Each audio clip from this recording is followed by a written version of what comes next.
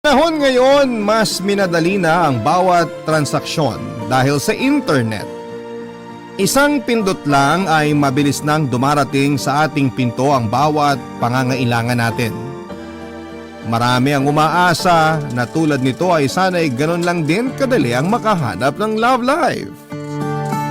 Ikaw kapuso, may napala ka na ba sa kaka-online shopping? Dear Papa Dudut, hello po sa inyo. Ako po si Almira, 27 years old at may sekreto po akong sasabihin sa inyo. Isa po ako sa mga naa-addict ngayon sa online shopping. Opo, tama po ang narinig ninyo. Halos lahat na ng kailangan ko sa buhay ay ino-order ko na online. Kaliwat kanan ang pag-a-add to cart at pag-check-out ko sa mga bagay na minsan ay kailangan at minsan ay mga gamit na nabubudol akong bilhin. Sobrang convenient po kasi nito dahil hindi mo na kailangang lumabas at makipila pa para lamang bumili ng gamit. Papa Dudut, hindi ko inakala na sa pag-add to cart ko lang din pala mahahanap ang mailap na love life na matagal ko nang hinihintay. Bago ko po simulan ang kwento ko sa inyo ay babahagi ko muna ang buhay ko. Mag-isa akong nakatira ngayon sa isang apartment sa Mandaluyong, Papa Dudut. 20 years old pa lamang ako noon ay bumukod na ako sa pamilya ko. Hindi kasi naging maganda ang tahanang kinalakhan ko, Papa Dudut. Isa po akong bastarda o sa madaling sabi anak po ako sa labas. 10 years old lamang ako noong makulong ang nanay ko matapos mag-amok dahil lulong sa droga. At dahil wala nang ibang mag-aalaga sa akin ay kinupkup ako ng tatay ko at dinala sa bubong kasama ang totoo nitong pamilya.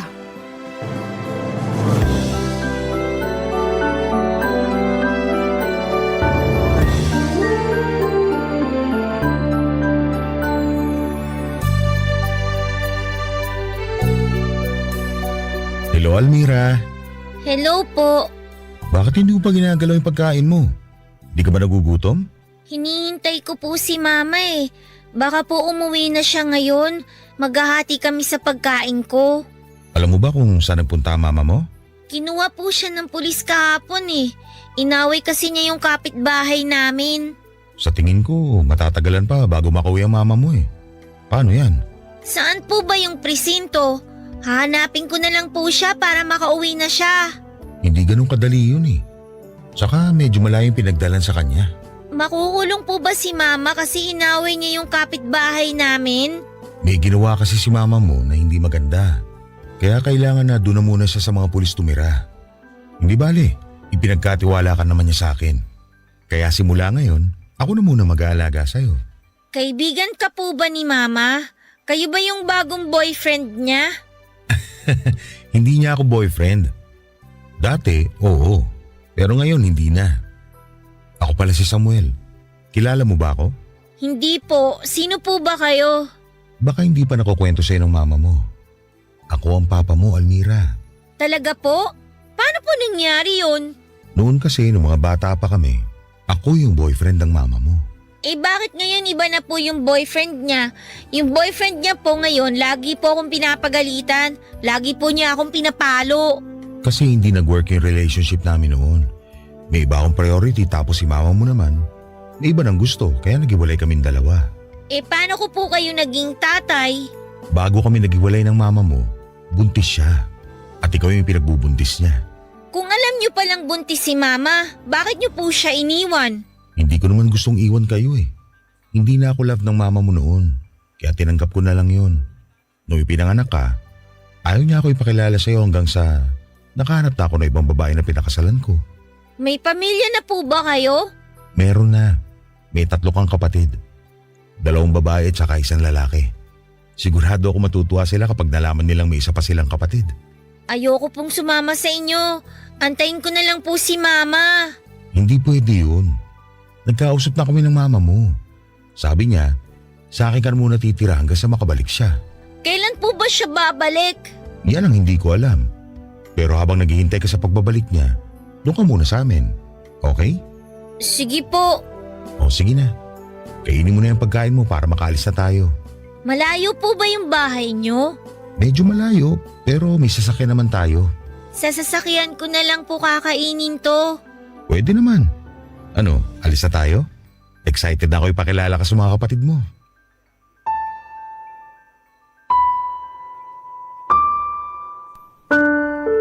Papa Dudut, hindi na po bumalik si Mama simula ng araw na yon.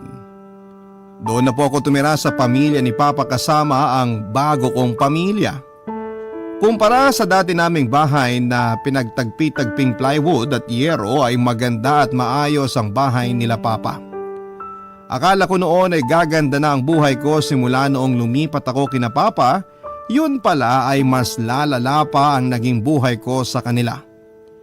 Sa katunayan ay parang kahawig nga ng buhay ni Cinderella ang naging buhay ko, Papa Dudut. Meron po akong dalawang evil stepsister at isang evil stepbrother na sinamahan pa ng isang evil stepmother. Sa kanilang lahat ay si Papa lang ang masaya sa pagiging parte ko ng pamilya nila. The rest ay itinuring na akong sampid na parang peste sa kanilang pamamahay. Tuwing nasa trabaho si Papa ay ginagawa akong katulong ng stepmom ko. Ako ang naglalaba ng mga damit nila, ako ang nagluluto ng pagkain nila at tagahugas at tagalinis ng buong bahay. At puro ako lamang yon, Papa Dudut. Okay lang naman sa akin dapat yon dahil nasanay na akong magbanat ng buto kahit bata pa lamang ako dahil wala rin namang kwenta ang mama ko noon. Ako na ang bumubuhay sa sarili ko kaya sanay na ako sa mabibigat na mga gawain. Ang hindi ko lang kinaya ay ang panlalait nila sa akin. Inaalila nila ako at itinuturing na mababa pa sa pinakabababang uri ng insekto. Lahat ng yon ay sinolo ko na lamang habang tumatanda ako. Alam ko naman kasi kung saan ako lulugar, Papa Dudut. Anak lamang ako sa labas. At wala akong karapatang magreklamo dahil nakikitira lamang ako sa kanila. Ayoko na sa aking magsimula ang gulo dahil mabait ang tatay ko at ayokong sirain ang pamilya niya. Kaya naman sa pagtanda ko ay sinanay ko na ang sarili ko sa pang-aalipusta sa akin ng step family ko, Papa Dudut.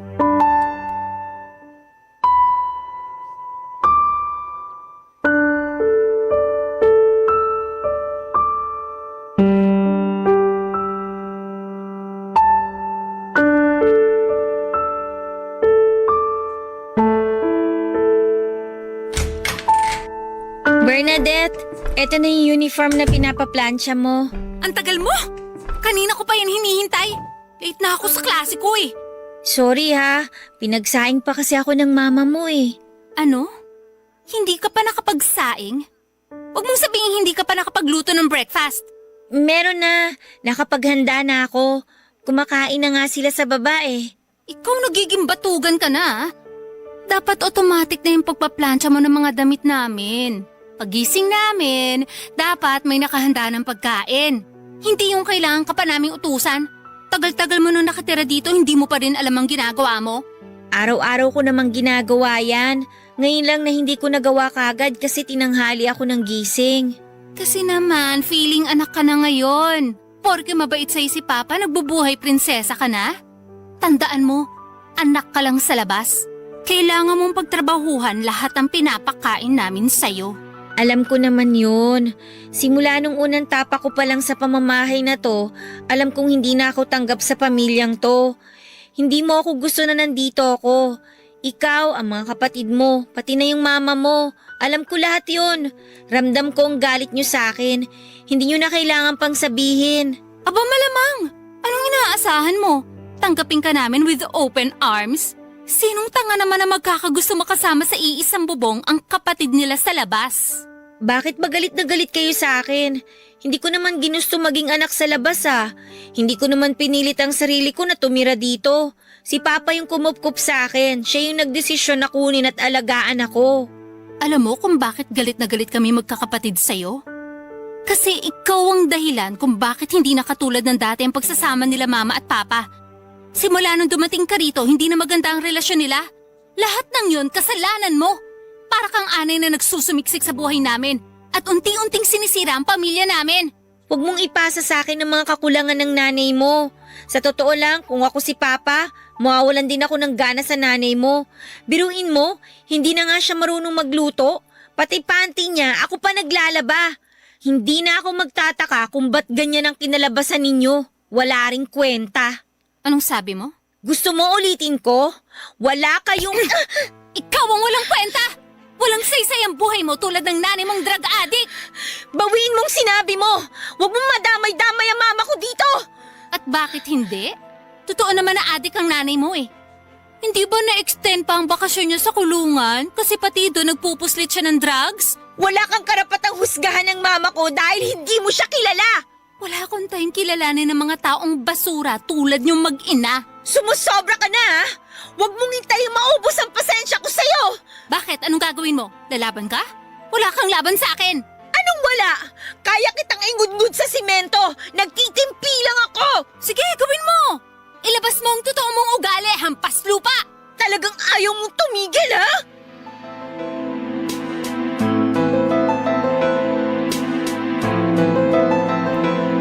Papadudot na uwi sa sabunutan ng tagpong yon at simula ng araw na yon ay naisip kong kailangan ko nang umalis sa malaimpyernong bahay na yon. Alam kong matagal na nila akong gustong palayasin doon kaya lagi nila akong sinusubukan. Ang hindi nila alam ay mas mahaba pa sa Great Wall of China ang pasensya ko. Kaso nga lang ng araw na nagkasagutan kami ni Bernadette ay sumabog na lamang ang galit ko na ilang taong ko ring kinikimkim. Nadismaya sa akin si Papa noong nalaman niyang basagang bibig ni Bernadette dahil sinuntok ko ito. Pinagkaisahan ako noon, Papa Dudut, kaya ang ginawa ko simula ng araw na yon ay naghanap na ako ng trabaho at nag-ipon ako ng pera. Wala po akong tinapos. Hindi ako nakapag-aral dahil mas priority noon ni Papa ang 3 kong kapatid. Naiintindihan ko naman siya at wala akong sama ng loob sa kanya. Malaki na ang pasasalamat ko sa pag-aruga niya sa akin noon. Kahit gusto ko pa noong makasama si Papa ay nagpaubaya na lamang ako. Nang makaipon ay umalis ako sa kanilang poder at nagpakalayo-layo na. Wala mang pinag-aralan na isinikap kong buhay ng sarili ko ng mag-isa. Kung saan-saan ako nag-work at tumira para lamang buhayin ang sarili ko. Mahirap ang simula ng pagiging independent ko, Papa Dudut, pero masaya ako. Nasa wakas ay nakalaya na ako mula sa pang-aabuso ng mga taong inakala ko noon ay magiging pamilya ko na. Barangay Love Stories. Barangay Love Stories. Papa Dudut, sa paglayo ko mula sa mga taong umaruga sa akin ay doon ko lang napagtanto na sobrang hirap palang mamuhay mag-isa. 20 years old lamang ako noon, pagod ang kapalit ng pagkakaroon ng kalayaan para mabuhay ay kailangan ding kumayod. Pero kahit na ganoon ang nangyari ay wala akong pinagsisisihan sa naging desisyon ko. Ganon na nga po ang ginawa ko, Papa Dudut.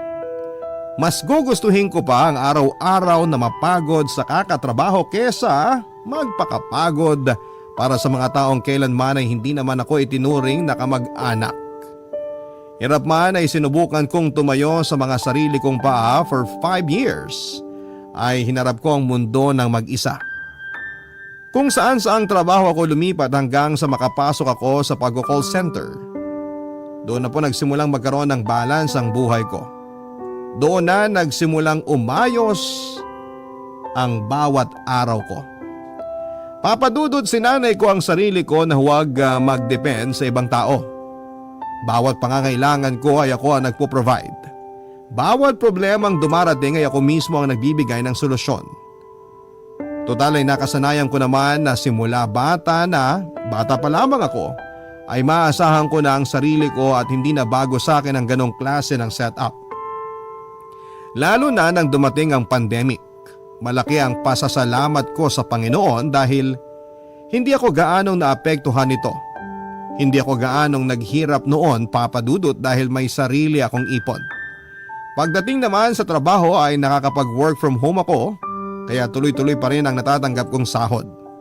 Hindi rin naging problema na mag-isa lamang ako sa apartment dahil sanay na akong walang pamilya, walang kaibigan at walang kausap. Masaya na ako noon sa panonood ng mga drama online at eto na ang naging libangan ko ng ilang taon. Lalo na noong na-discover ko ang pag-online shopping.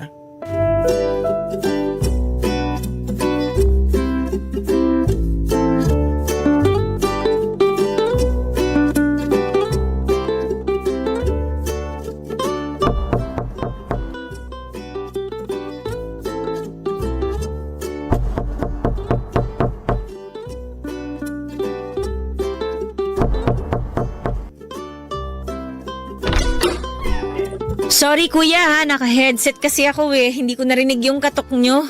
Okay lang ma'am. Ito po yung parcel nyo. Salamat. Next time pwede nyong iwan na lang dun sa guard para hindi na kayo umakyat pa dito. Total bayad na naman yung mga ino-order ko. Wala yun ma'am. Kung kasing ganda nyo rin lang naman ang aakyatin ko, walang problema kahit araw-araw pa. Lo, si kuya oh. Ma'am, pwede po bang makahingi ng pabor? Hihingi sana ako ng tubig. Kanina pa ako uhaw eh. Sige wait lang. Dito ka lang kukuha lang ako ng tubig sa loob.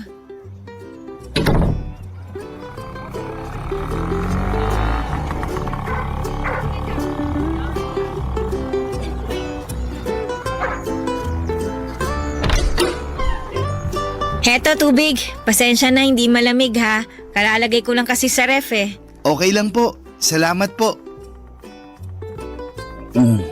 Mukhang napagod ka sa pagdi-deliver Opo eh. Hindi ko kinaya ang init. Pangatlong araw ko pa lang kasi sa trabaho kaya naninibago pa lang ako. Bago ka lang? Kaya naman pala. Ano nangyari kay Kuya Ramon? Siya kasi yung palaging nagdi-deliver sa akin dito Si Kuya Ramon ba? Nag-resign na yun. Lumipat sa ibang delivery service. Mas mataas daw sahod. Ay, totoo ba? Tapos ikaw ang pinalit? Ganun na nga po. Sayang naman. Kilala na kasi ako nun Alam na niya ang ginagawa sa mga parcel ko. Lagi siguro kayong order ng order no? Kaya pati delivery rider, kilala na kayo. Oo, since nung pandemic, nasanay na ako na dinideliver lahat ng pinamimili ko. Bawas hassle din kasi tsaka alam mo na, may virus pa kaya mas mabuti na yung maingat. Tama po kayo dyan. So, simula ngayon, ikaw na magdi-deliver sa mga parcel ko? Opo ma'am, dito sa area nyo ako nakatoka. Di ikaw na ang palagi ko makikita niyan. Kung madalas kayong umorder ng gamit online, malamang palagi nga tayong magkikita niyan. Mas mabuti siguro kung magpakilala na ako sa inyo. Rex pala pangalan ko. Oo, alam ko na yan. Nabasa ko na sa notification message nung app yung pangalan mo. Ako nga pala si Almira. Almira, ganda ng pangalan nyo Sinunod yan sa pangalan ng lolo at lola ko. Alejandro tsaka Casimira, kaya naging Almira. Galing naman. Ako, Rex lang. Tinamad siguro si nanay na pangalanan ako kaya Rex na lang. As in? Walang second name? Rex lang talaga? Wala. 3 letra lang. Mas madaling isulat. Nakakainggit naman. Ako nga Almira Joy tapos ang haba pa ng last name ko. At least, bagay naman sa'yo yung pangalan mo. Kasing ganda mo. Ikaw baguhan ka pa lang pero nang haharot ka na ng customer Nagsasabi lang po ng totoo. Sige na, may work pa ako. Eto po yung baso. Salamat sa tubig. You're welcome. Magmula noon ay si Rex na po ang taga-deliver ng mga ino-order ko online. Sa halip na iwan sa guard ng mga parcel ko tulad ng utos ko ay mas pinipili pa rin ni Rex na dalhin ito mismo sa apartment ko. Hinayaan ko na lamang siya sa gusto niya, Papa Dudut, dahil mabait naman si Rex. Masiyahin siyang tao at palakwento at minsan nga ay lagi niyang hinuhuling ipadala ang parcel ko para bago siya mag-out sa trabaho ay nakakapagkwentuhan pa kami. Hindi ko ina-expect na sa pagtagal ng panahon ay mapapalapit ako kay Rex, Papa Dudut. Nabuo ang pagkakaibigan namin noong minsang mag-text siya sa akin. Kung tutuusin ay bawal daw sa trabaho na gamitin sa personal ang phone numbers ng mga customers. Pero nagpaalam naman sa akin si Rex. Isa pa hindi naman issue sa akin yon dahil may tiwala na ako sa kanya ng mga panahong yon. Sa mga sumunod na buwan ay mas lumalim pa ang ugnayan naming dalawa ni Rex. Noong lumuwag na ang restrictions sa bansa natin dahil sa banta ng COVID ay nagkikita kami hindi lang bilang customer at delivery rider kundi bilang magkaibigan. For the first time ay nagkaroon ako ng taong masasabi kong naging malapit sa akin. Isang tao na nakapagbibigay ng ngiti sa aking mga labi. Isang tao na kaya kong respetuhin at tratuhin ng maayos. Hindi nga naglaon ay nagsimulang manligaw sa akin si Rex, Papa Dudut.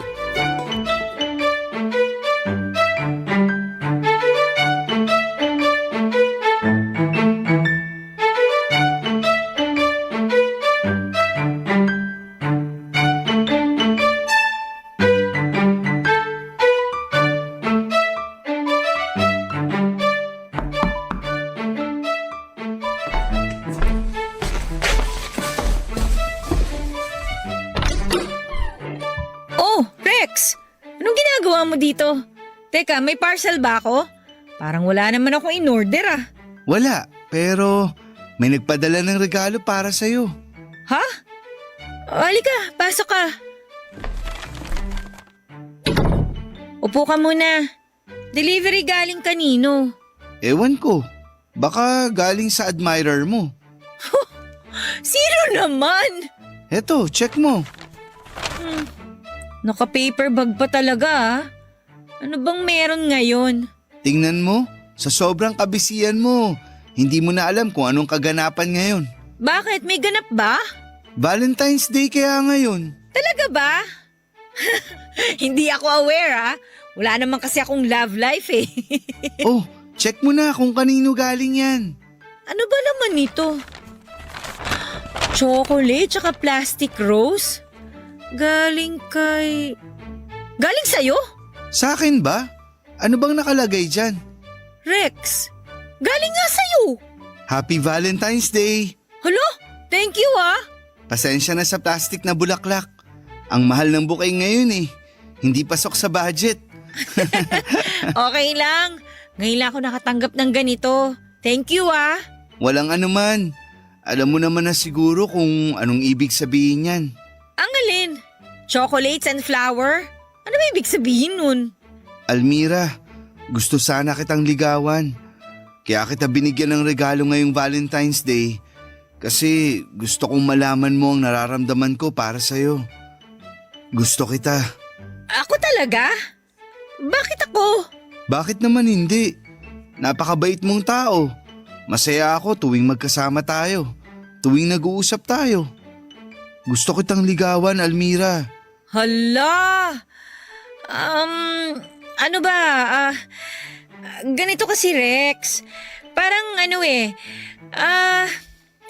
parang hindi pa ako ready magkaroon ng boyfriend sa ngayon eh. Ipinapaalam ko lang naman sa'yo kung ano yung nararamdaman ko eh.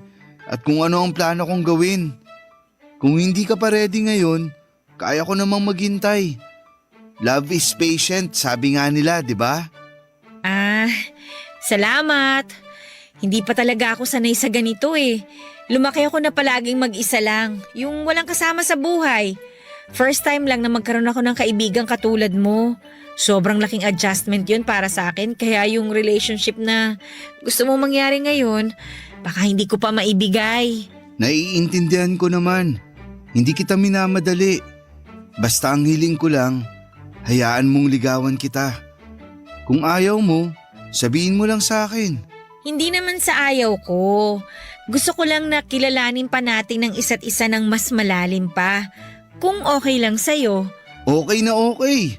At least hindi ako nabasted. Ibig sabihin, may chance pa ako. Ikaw talaga? Halika na nga, tikman na natin itong binili mong chocolate. Huwag kang masyadong mag-expect ha. Mumurain lang yan. Chocolate is chocolate, no?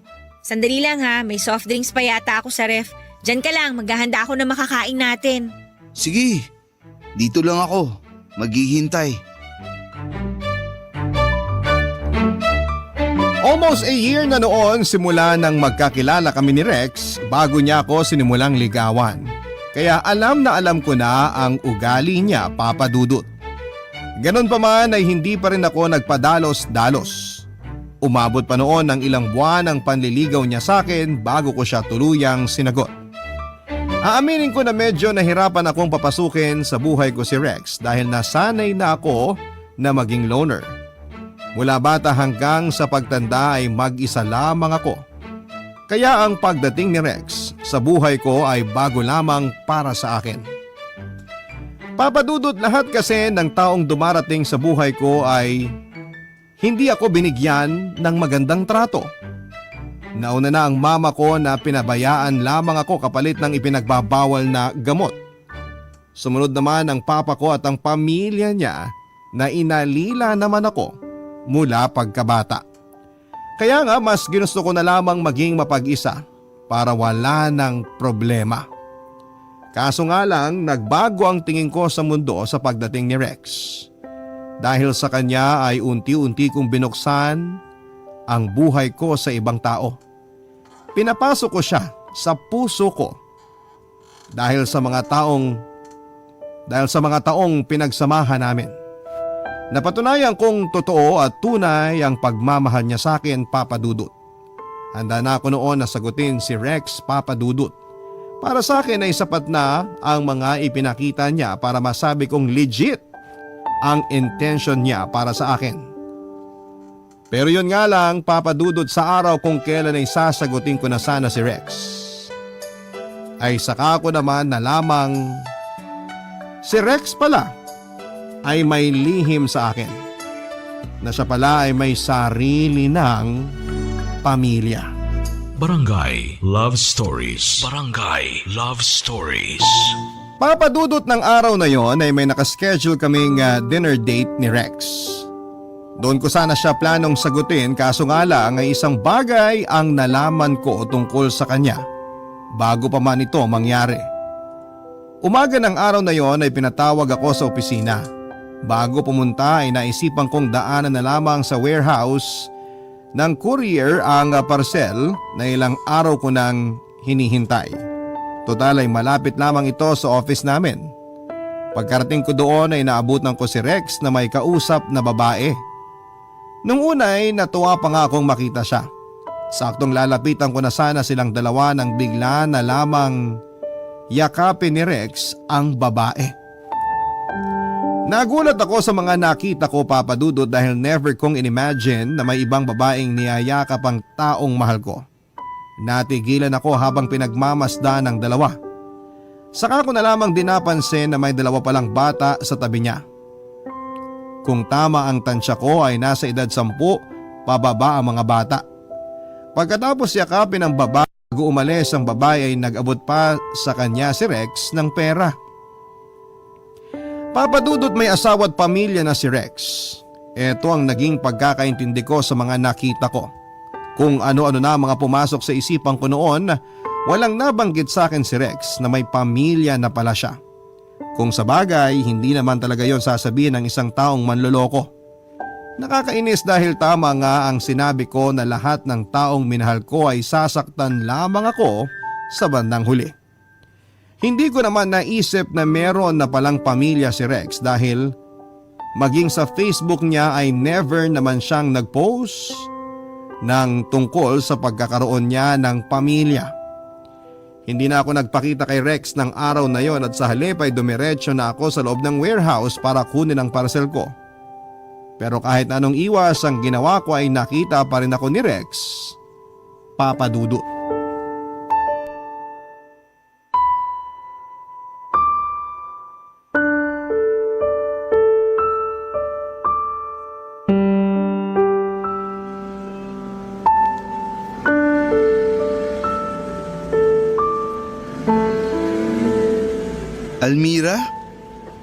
Almira! O Rex, nandito ka pala. Wala ka bang delivery? Sinusort pa nila yung mga i-deliver ko. Anong ginagawa mo rito? Binibisita mo ba ako? Hindi. Kukunin ko lang yung parcel na ilang araw nang hindi na di-deliver. Ganun ba? Huwag kang mag-alala. Ako na maghahanap. Dadaling ko na lang mamayang gabi sa date natin. Wag na, hinahanap na nila yung parcel ko. Okay. Ba't pala bis na bis ka? Papasok ka ba sa opisina nyo? Ang dami mo naman tanong. Wala ka bang trabaho? Mamaya pagalitan tayo dito kapag nakita ka ng boss mo nakikipagchismisan sa akin. Mababait mga tao rito kaya ayos lang. Walang magagalit. Kaya naman pala pati babae mo dinadala mo rito no? Ha? Ano ulit yun? Wala. Sabi ko magtrabaho ka na dyan. Ayoko makaabala. Ang sungit naman. Hindi yata maganda gising mo ngayon ah. Hindi ka nag-breakfast no, kaya ka ganyan. Ay, alam mo kung bakit ako ganito? Kasi may nakita ako. Anong nakita mo? Sino yung babaeng kayakap mo kanina? Nakita mo yun? Sino yun? Asawa mo? Girlfriend? Nililigawan mo rin ba katulad ko? Okay, relax lang. Huwag mong pairalin ang galit mo. Mag-i-explain ako. Ay, yung nakita mo kanina, si Laura yon. Ex-girlfriend ko siya. Sinasabi ko na nga ba eh. Teka, hintayin mo muna ako matapos. Kung totoo ngang ex mo yon, bakit nakikipagkita ka pa sa kanya hanggang ngayon, ha? Heto na nga, mag-i-explain na nga eh. Pakinggan mo muna kasi ko. Ganito kasi yun. Si Laura, ex ko nga, di ba? Nakalive-in ko siya dati. O tapos? Tapos, nagkaroon kami ng 2 anak. Kaso, hindi rin nagtagal yung pagsasama namin, kaya naghiwalay din kami. Bakit kayo naghiwalay? Hindi na niya ako gusto. Nakahanap siya ng ibang lalaki. Naghiwalay kayo ng ganun-ganun lang? Ano pa nga bang magagawa ko kung ayaw na sa akin ng tao? Alam nga namang ipaglaban ko pa pinagtutulakan na nga ako. Hindi ko naman sinasabing ipaglaban mo yung relasyon nyo ng babae. Yung mga anak mo, iniwan mo na lang basta? Hindi ko naman kayang buhayin yung mga bata, lalo na't musmus pa sila. Dumidede pa nga sila nun. Hindi naman pwedeng ilayo ko sila sa nanay nila. Kung hiwalay na pala kayo, bakit nandito siya ngayon? Bakit nagkikita pa rin kayo? Ano, nagkabalikan na kayo? Teka lang, hinay-hinay naman. Sobrang advance mo naman mag-isip. Walang nagkabalikan, okay? Nagpunta rito si Laura kasama mga anak ko kasi nag-request ako sa kanila. Nag-request ng ano? Lilipat na kasi sila sa probinsya at kanina ko lang din nalaman kaya tinawagan ko si Laura na kung pwedeng kitain ko muna yung mga bata bago sila umalis. Ano yung perang inabot mo sa kanila? Sustento yun. Buwan-buwan ako nag-aabot ng pera sa mga bata. Totoo ba yan? Oo, promise. Gusto mo tawagan natin ngayon si Laura? Wag na. So kailan daw ang alis nila? Mamayang hapon. Huwag kang mag-alala. Hindi na kami ulit magkikita ni Laura. Kasi sa Pangasinan na sila titira kasama mga anak ko. Siguro from time to time, mag-uusap pa rin kami. Pero tungkol lang yun sa mga sustentong ipapadala ko. Sorry na kapag-isip kagad ako na masama dahil sa nakita ko. Okay lang yun. At least nalaman ko na magsaselos ka pala kapag nakita mo ako may ibang babae. Sira ulo ka, malamang no. Bahala ka na nga dyan, alis na ako. Paano yung parcel mo? Dali mo na lang mamaya. Papadudot aaminin ko na nasaktan ako noong nakita ko si Rex na may ibang kasamang babae. Ganon pala ang feeling kapag ang taong mahal mo ay may ibang kayakap. Doon ko lang napatunayan na totoo nga talaga ang nararamdaman ko para kay Rex. Sobrang laki na ng parte nito sa buhay ko kaya hindi ko na siya pwedeng pakawalan. Nang araw na yon ay tinuloy namin ang date naming dalawa. Doon ay humingi siya ng tawa dahil hindi niya kaagad nasabi na may mga anak na pala siya. Hindi niya kasi alam kung papaano niya ito sasabihin sa akin at inintindi ko na lamang siya, Papa Dudut. Kahit nagkaroon kami ng kaunting misunderstanding ay sinagot ko pa rin siya ng gabing yon. Patungkol naman sa ex ni Rex na si Laura ay napag-usapan na namin ito ng maayos. Wala na talaga silang ugnayang dalawa pa maliban sa mga updates at sustento patungkol sa kanilang anak. Hindi ko naman na ito ginawa ng issue pa, Papa Dudut, dahil malaki ang tiwala ko kay Rex. Isa pa, sa halip na si Rex ay ako na mismo ang kinokontak ni Laura kapag nagbibigay siya ng balita sa mga anak nila. Tiwala ang namagitan sa aming magkasintahan kung kaya ay umabot kami ng 3 taon. Last year lang ay tumira na kami ni Rex sa isang bubong, Papa Dudut. Sa pagsasama namin sa isang bahay ay mas nakilala pa namin ang isa't isa. At doon nga ay mas tumibay pa ang pagsasama naming dalawa.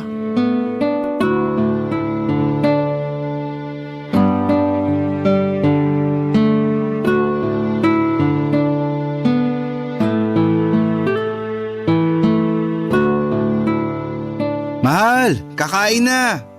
Heto na, saglit lang. San ka ba galing? Kanina pa kita iniintay. Gusto ko sabay tayo kumain bago ako pumasok sa trabaho. Tatatapos lang ng tawag ni Laura. Nagkwentuhan kami. Magka-video call na naman ba kayo? Oo, binalita niya sa akin na top honor daw yung panganay mo. Siyempre, mana sa tatay. Sandali nga.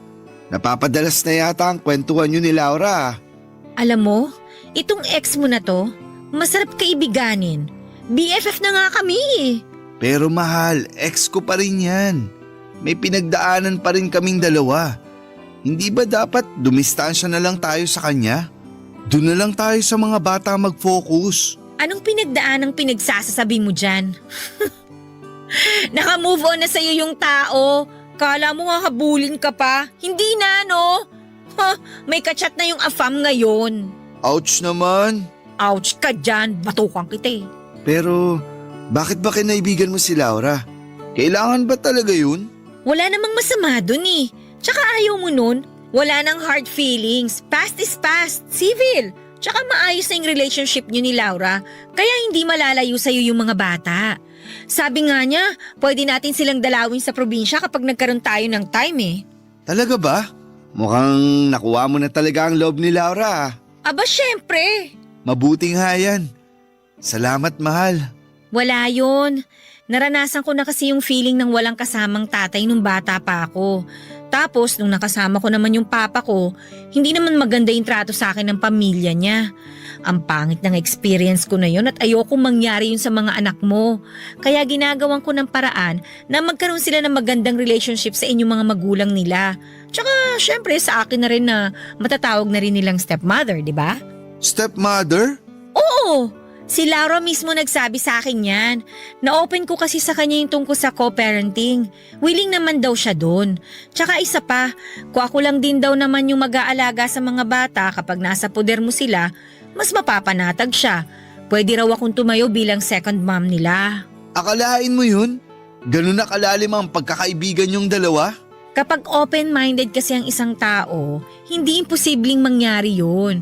Kung titingnan mo nga naman, ako na girlfriend mo at ang ex mo magkaibigan, parang hirap paniwalaan no? Pero kung pareho namang totoo at tama yung ugnayan ninyo, hindi malabo mangyari yun. Tutal, napag-usapan na natin ang tungkol sa pagiging magulang.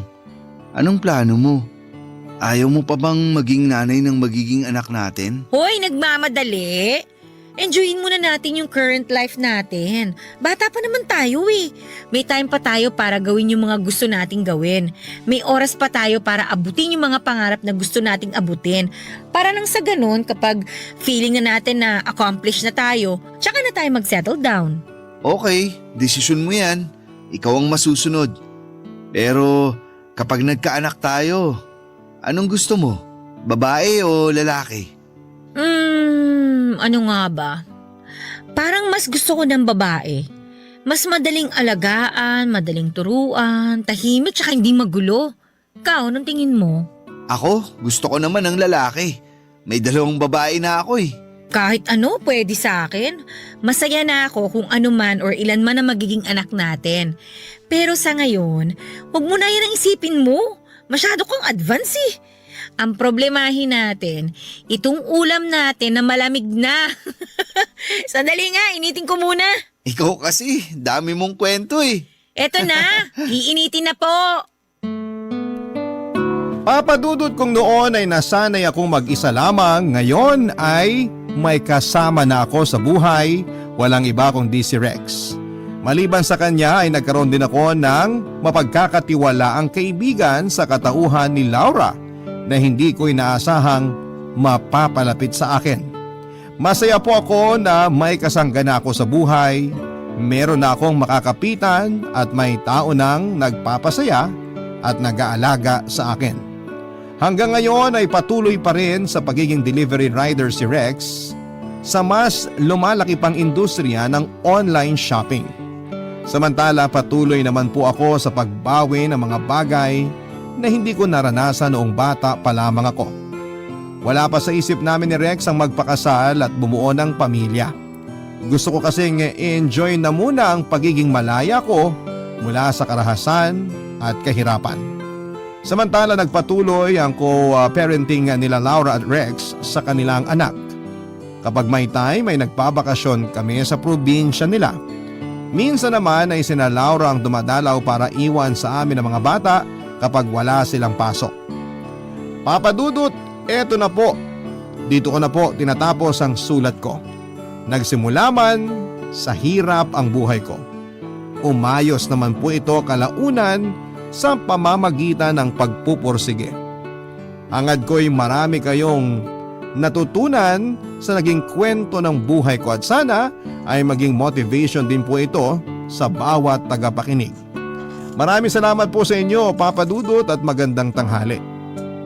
Ang inyong forever kapuso at kabarangay, Almira.